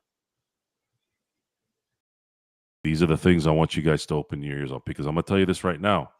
If Luka turns it up in the playoffs, oh, and by the way, Luka doesn't have Kyrie Irving on this team. All due respect to Kyrie Irving. Kyrie Irving has never been a number one. He's been Robin and maybe a little bit of Nightwing at his highest area. That's it. He's never been Batman. LeBron has been Batman. So now you have two guys that have been ones. This is not 1 and 2. This is going to be 1 and 1. And if Luka's on fire and even turns it up another degree or two, and then LeBron doesn't aggravate his groin and plays throughout this playoff, and they're in those tight matches, you better be careful, folks. You better be careful. Once again, it is the Lakers Fast Break. Truly appreciate you joining us on Lakers Weekend. Lakers unfortunately lose 109-81, but they've already wrapped up the third place by then. In the Western Conference, they finished with a record of 50-32, and they head into the first round against the Minnesota Timberwolves. I know you and I, over the next week, Joe, we'll be talking a lot about the Timberwolves. I know a lot by this time, as we get started for it, by this time next week, we'll be talking about it ad nauseum, but for now, it's still kind of fresh. The Lakers, again, a lot of people in our chat have already said and decided that they think the Wolves are going to win the series, which, knowing this channel, seemingly is par for the course. Again, Luka is a entity in the playoffs where he has already proven, Joe, that he can take it a notch higher. LeBron, given the fact that he's given a week to rest the groin or whatever aches and pains he has accumulated over the many years in his career, giving him a week off has got to be helpful to this Lakers drive in the playoffs. And Austin Reeves, as an X factor, we've talked about him needing to step up. What do you think he can do and the kind of imprint he could make during this playoff run, Joe? LeBron? No, Austin Reeves. I'm sorry, Austin Reeves? Well, Austin Reeves can make it much easier for LeBron and AD, that's for sure. I don't see why we should not be confident that he'll be better in this playoff as he was last year and the year before. He had progressively gotten better. I have a lot of confidence in Austin. A lot of confidence that he'll be what he's been this year. He will help the team more if he gets up a little bit higher in this. But I'm not gonna hold him to it. If he can just be who he's been, I think the Lakers are in good shape.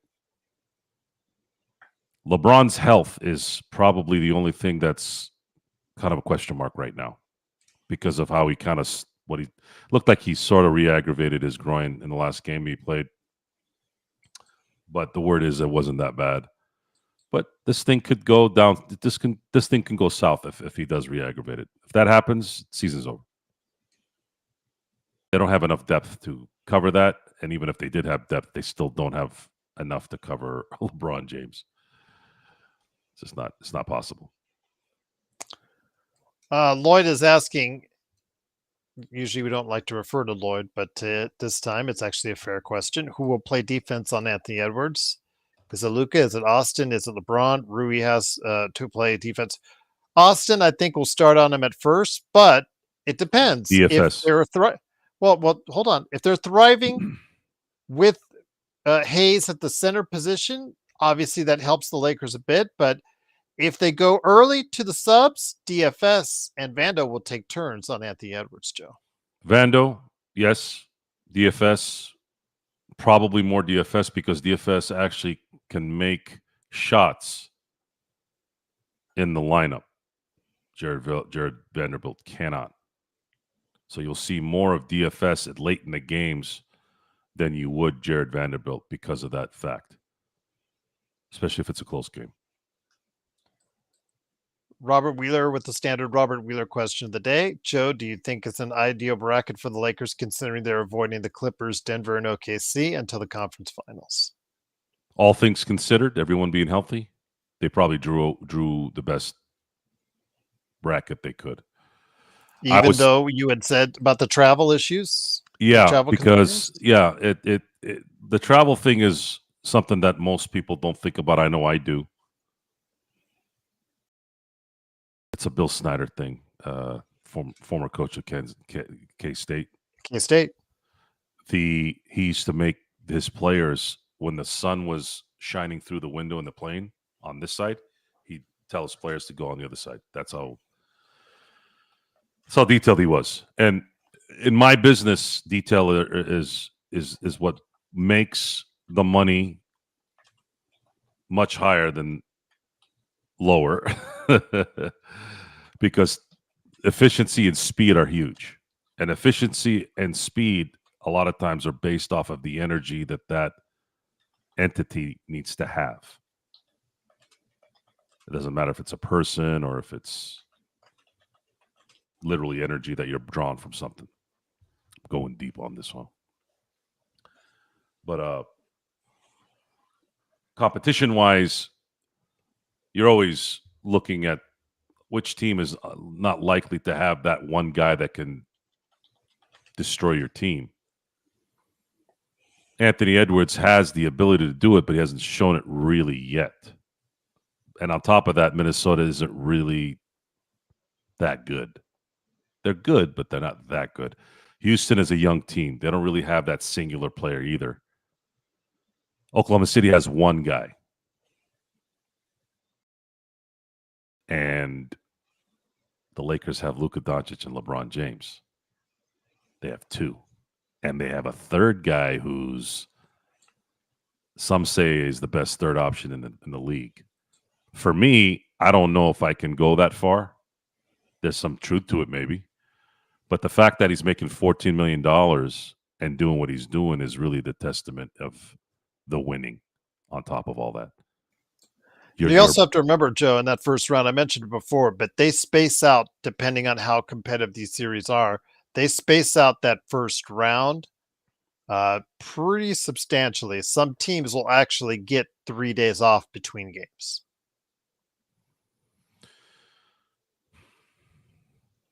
I'm not a fan of the spreading out. I do believe there's a rhythm that gets created. What if the Lakers win the first two games and now you're telling them to wait 3 days to go play game 3? I'm not a fan of that. Not a fan of winning game 1 and waiting 3 games or 3 days. Not a big fan of that. I prefer a day off. I prefer a day off after when you're at home to play the next game. 2 max. If it's a travel day, you want to do 2 days, 3 days, I'll buy that one too. But once it starts getting to game 5, 6, and 7, I'd rather not have any kind of momentum broken there. Especially after a game, especially if you win a game 5 and you're up 3-2, the last thing you want to do is wait 3 days to go play game 6. So we'll see what happens as the Lakers meet up against the Minnesota Timberwolves. Just on the basis of how you think these first rounds are just going to play itself out, do you think, or do you see any of these going the way of the underdog? I think you mentioned you think the Clippers are going to beat the Nuggets in that first round, which would be a small upset because it is a 5-4. Do you see any other upsets on the horizon in the Western Conference first round? Upset. I see an upset for sure. Clippers against Denver. Denver is going to be favored in that series. I believe the Clippers will upset them. That's the main one. If I was betting, I wouldn't bet against Houston. I think Houston beats whoever they face as the 2. I believe the Lakers will beat Minnesota, and then I believe that Oklahoma will win their series as well. Fair enough. In the East, I don't believe there'll be any upsets until maybe a possibility of maybe Cleveland beating Boston, even though they'll have home court. Cleveland, if Cleveland wants to beat Boston, they have to win the first 2 games at home, because then that pretty much guarantees that series is going 7. And the more Jaylen Brown has to play, the more likelihood you have a chance to beat Boston. Cleveland has to win the first 2 games. Absolutely. And we're going to have to see how it plays itself out, starting with the play-in games. Little surprised, Joe, that Golden State finds itself on the outside looking in, having to go ahead and after earning another spot when the season seemed to turn around so much in their favor after the trade for Jimmy Butler. I'm not surprised. They're just not talented enough. Draymond Green is not good enough to do what he needs to do like he did before. Steph is kind of working by himself back there. He doesn't have Clay to rely on. He doesn't have an Iguodala to rely on. Hell, he doesn't even have a Jordan Poole to rely on. Pods is nice, but he's not he'll never be a number 2 on that team. He's a role player. So they tried their best, the best there. You could see they were playing hard. They were playing really, really hard. Looney, Kuminga, they never seemed to take the next leap for them. So unless something drastic changes and Houston has to lose that series should Golden State make the 7. They have to lose that series to lose that series. If they play the defense that we've seen them play throughout the year, and they play athletic offensive basketball, I don't see why they don't beat Golden State in 6 at the most. Okay. Golden State's just not good enough. It's a line I remember hearing from Chuck Noll. You're just not good enough. It's not your fault. It's not their fault. Sometimes you're just not good enough. But it all can change. It all can change on one injury. It all can change on one out of nowhere performance or performances in crucial moments. Sure. But based off of what we know now and what's available, Oklahoma City, Houston, Lakers, and history says that too, Gerald. History says that the champion is going to be usually those guys that are sitting on top. Now, I mentioned with Naz Reid earlier about how he killed the Lakers, but in his career, he's actually 13-5. Jay White, to his credit, same thing with Austin Reeves. In 12 games, lifetime against the Timberwolves, Austin is 13-5. Will those numbers be good enough, Joe and G? I'm going to say this right now. Will he fall in line? Of course, you can't expect the same kind of success he had in the regular season, which was 20 points a game, 25-5, I think it was, or close to it. Do you see him closer to that player in the playoffs, or do you see him taking a step back? Because again, in Denver against that first round, if you remember, he played the best defense he has ever played against anyone, against Jamal Murray. Jamal Murray had some of the worst playoff numbers offensively in his playoff career. And he's a playoff performer. And he did it with Austin Reeves as the primary defender. But in turn, Austin Reeves had absolutely killed him on the offensive end because he was putting so much out on the defensive end.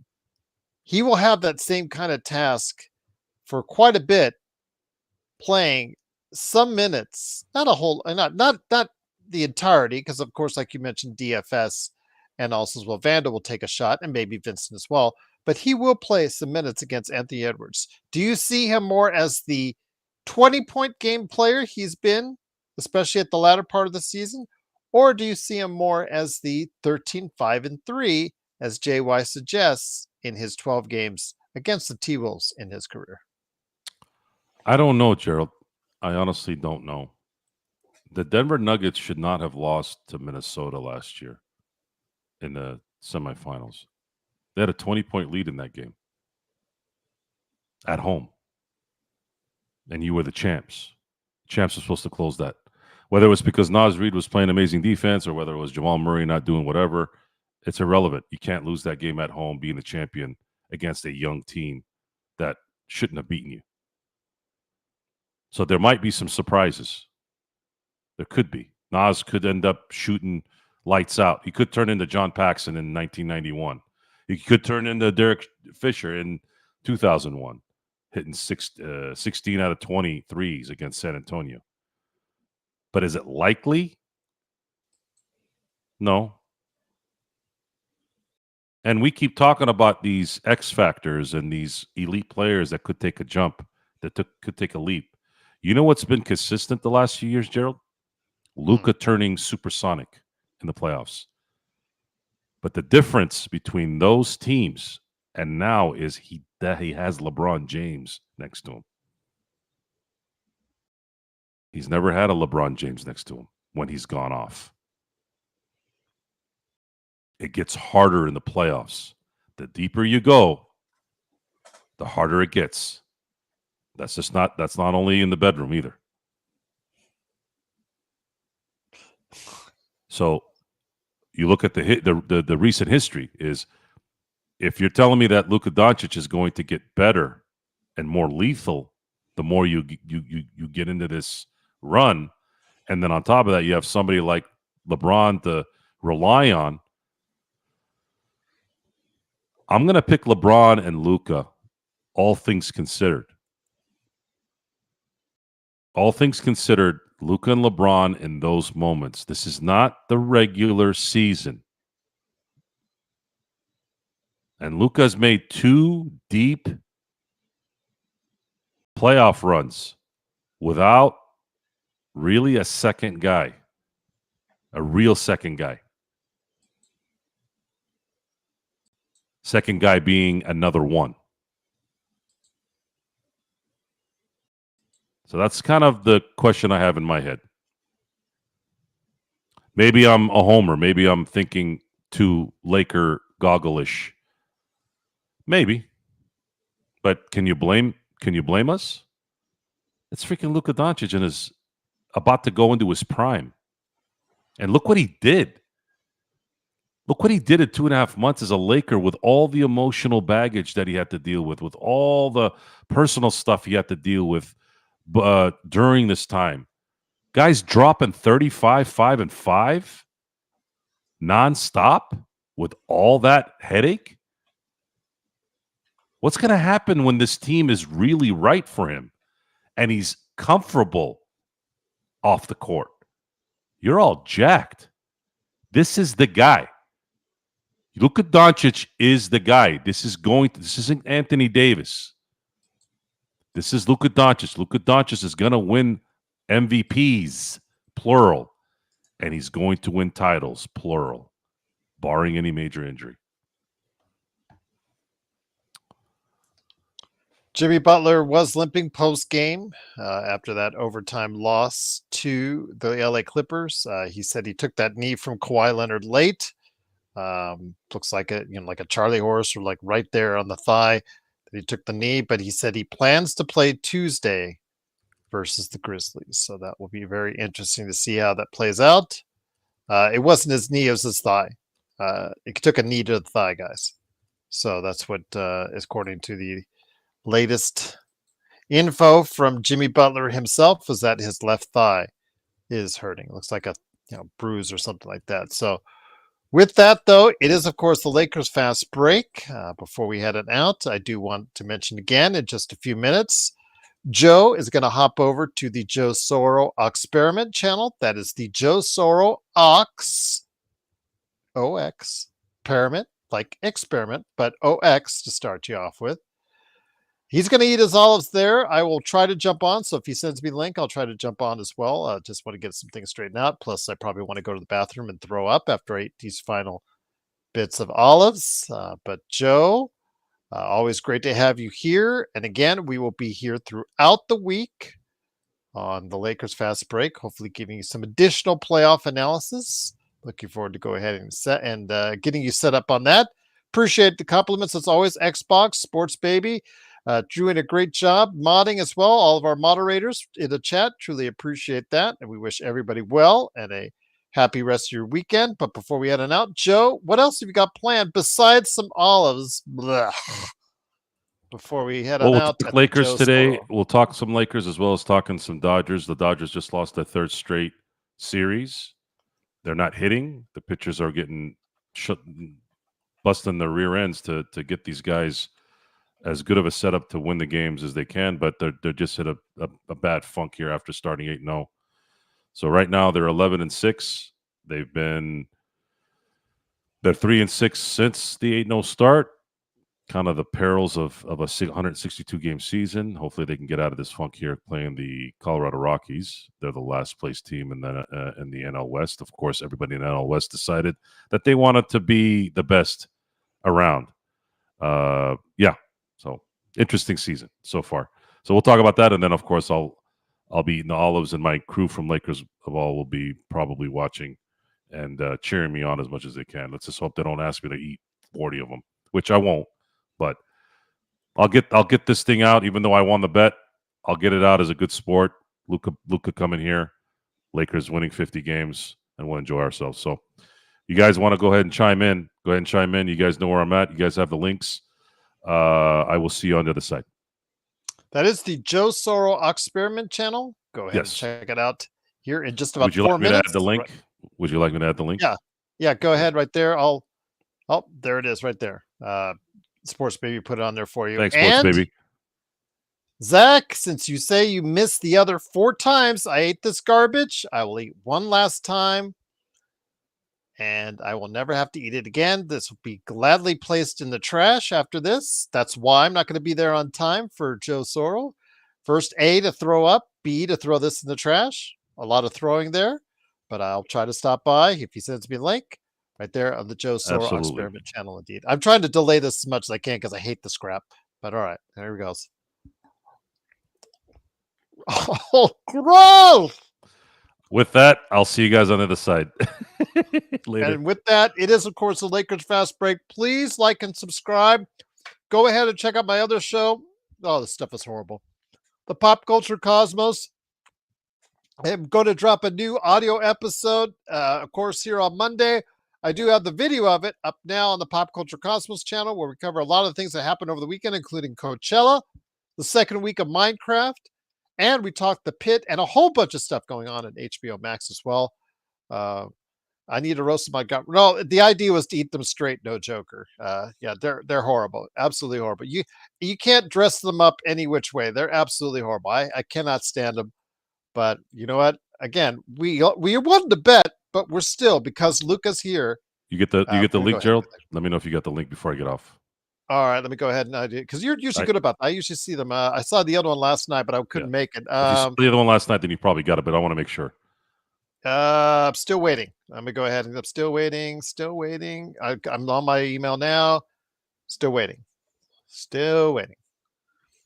God, these olives suck. Drink the orange. No, Sports Baby. You're the 4th person to ask that. I will not touch the juice. In fact, you can't pay me enough to put the juice. I sent it in our private area, so I'll see you on the next. I'll see you soon. There you go. I got it. I'll see you soon. See you guys. You could pay me enough, but you guys don't have enough money for it. So let's just put it that way. We're talking about the national debt size level or something like that. Yeah, that's probably there you go. But yeah, we'll not be drinking any juice. The idea was eat some olives. I ate some olives, and there you go. So go ahead and check out Joe Soro on the Joe Soro Experiment channel. He's going to grab his olives right now. Enjoy it. I'll be on there a little bit. I'm going to have to throw up first and also throw this in the trash. Gladly so. Again, if you have any questions, please put it below, or LakersFastBreak@yahoo.com. That is the only way Joe and I have ever said to go ahead and contact us, is either in the comments below, the comments during the show, or on LakersFastBreak@yahoo.com. Please, if you're trying to find an alternative means, we will not respond. And I'll just leave it at that. But yes, I hate olives, but I did my spiel. I did my turn. I suffered the fate. I had olives. Ugh. But this is, of course, the Lakers Fast Break. The Lakers lose today, 109-81. They still get 3rd place in the Western Conference, 50-32. We will be back all next week. We'll try, or as many days as we can fill up time for you. Maybe not every day, but we'll try to do at least 4. Get 4 in there for you. 4 days this week of nothing but good Lakers Fast Break goodness for you as we size up the NBA playoffs as it happens. We'll go ahead and bring in our usual experts and our analysts and our panelists to go ahead and tell you about what's going on in the playoffs. And we'll also preview in detail the Minnesota Timberwolves facing the Los Angeles Lakers in the first round of the NBA playoffs. And we'll do all that this week right here at the Lakers Fast Break. But head on over to the Joe Soro Experiment channel because he's going on right now. Thanks so much and have a great Lakers weekend from all of us right here at the Lakers Fast Break podcast. Black olives suck. I'll say it again. Garbage.